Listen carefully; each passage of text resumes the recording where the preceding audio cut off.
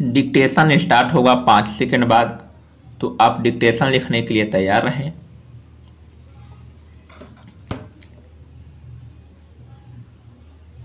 Start.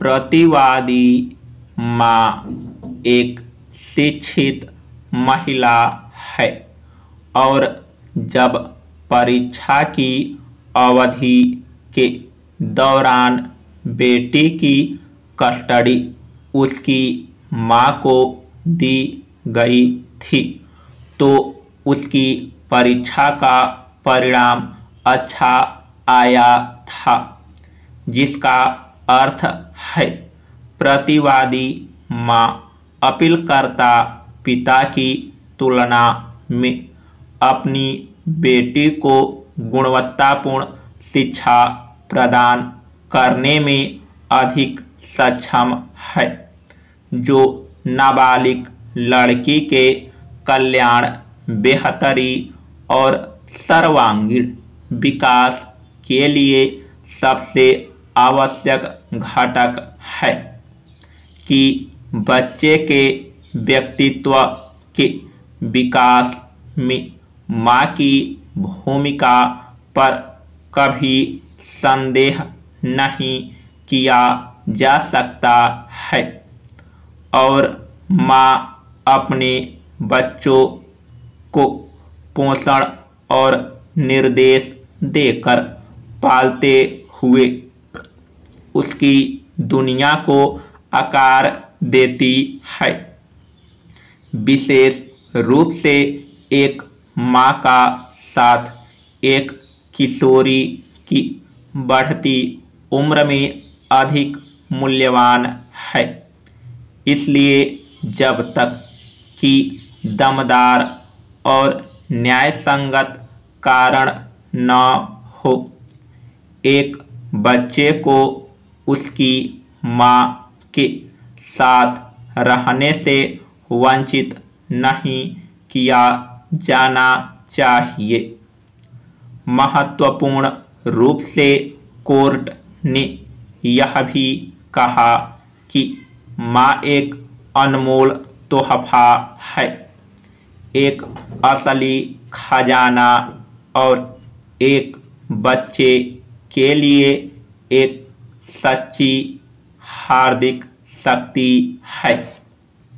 विशेष रूप से 13 साल की उम्र की बढ़ती लड़की के लिए, जो कि जीवन का एक महत्वपूर्ण चरण है जिसमें जैविक रूप से सोचने में प्रमुख बदलाव आता है और माँ अपनी सहायता से इस बदलाव को समझने में उसकी मदद कर सकती है।